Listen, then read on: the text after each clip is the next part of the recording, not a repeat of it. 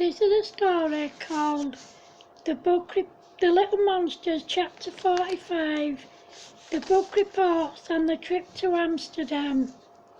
Following their visit to the Holocaust Centre in Newark, the kids are still being taught about the Second World War. Mrs. Applejack has arranged for them to visit the war, to visit another museum to show them how people in this country had to live back then. Then Mrs. Applejack gives them a copy of Anne Frank's diary to read. She gives them a week to read it and to write a book report on what they'd read. Some of the kids read the book, but some refused to read it because they said it was boring.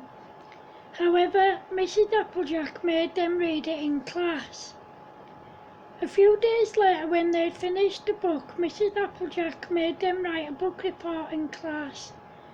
On the day they went to Castle Abbey Museum, they walked there as it's only about 10 minutes away from the school. They went round the museum and some of the kids had a ball, but the others just messed about.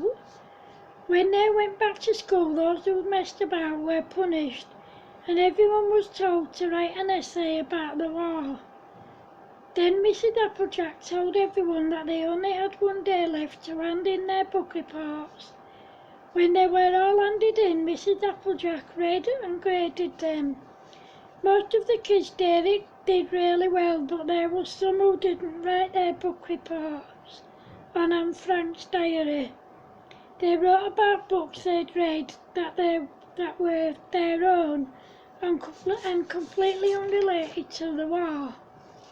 Some of the kids didn't read, so of course they couldn't write a book report. Every one of the little monsters read Anne Frank's diary and wrote a book report on it. Every one of them were given an A for their book reports. The other kids who didn't read Anne Frank's diary were made to stay in at playtime and lunchtime to read it and to write their book reports. When they'd finished, Mrs. Applejack looked at their book reports. Once again, they were completely unrelated to Anne Frank's diary. For the rest of the week, Mrs. Applejack made them stay in at playtimes and lunchtimes. This time, she took all their other books off them and their bags and made sure that they only had Anne Frank's diary to read. When they'd all finished reading the book, she made them write their book reports on it. However, one of the girls had managed to smuggle her own book in. She made out that she was reading Anne Frank's diary, but she wasn't. When Mrs. Applejack read her book report, she realised that she'd read a completely different book. She made her stay in again at lunchtimes and playtimes. However, this time she put her desk and chair by the side of her desk and made sure that she was reading the right book. Then she made her write her book report. When she finished, she gave her a grade C. When the other kids came back, Mrs. Applejack announced that she was arranging for them to go to Amsterdam for 5 days. She gave them all a letter to take home to their parents, telling them how much the trip would cost and asking them to sign the letter if their kids wanted to go. Most of the kids brought the letters back signed, but some didn't want to go, and some of the parents couldn't afford it. Those who didn't want to go were told that they still had to go to school. They were also told that they would be joining the other kids from other classes in their year group who didn't want to go. The school paid for those who wanted to go but couldn't afford it. On the day they were due to go, they travelled to Amsterdam on the Eurostar from London. All of the kids were very excited and they couldn't wait to go. They couldn't wait to get there. When they arrived, they made their way to the hostel they were staying in, and once they'd been shown where they'd be sleeping, they went to the canteen and had something to eat. When they'd finished eating, they went out to see the sights. Whilst they were out, they hired a bike each and got round on them. The next day they went to visit where Anne Frank lived before going into hiding. They even got to visit some of her friends who were still alive, and they got to hear their stories about their experience of the Holocaust. Afterwards they went round to see some more of the sights. They visited places that Anne Frank visited before her and her family were forced to go into hiding. Of course, they could only visit places that had survived the war and were still in business. Everywhere they went, there was someone who had some sort of connection to Anne Frank and her family. This was through their family and friends and people who were in the concentration camps with Anne and her family. They even visited the school that Anne attended, which had survived the war. They even got to sit in on some of the classes to see how kids were taught in Amsterdam. The teachers even gave them a taste of what life was like for school kids in Amsterdam back in the days of the war. The kids all had an amazing day.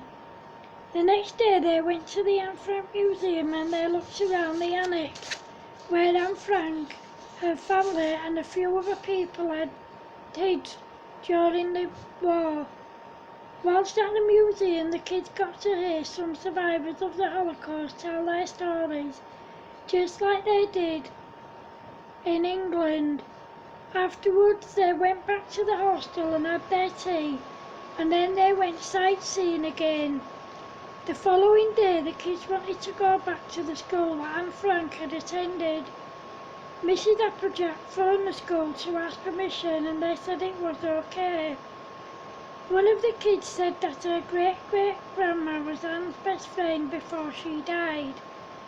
Apparently she was still alive and she was fit and well physically and mentally, despite being in her late 80s.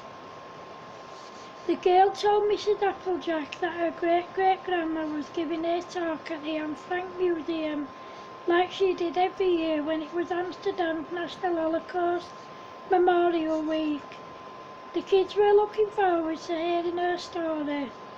The following day the kids had their breakfast and then they went on a boat trip. When they got back they had their lunch and then they made their way to the Anne Frank Museum. When they got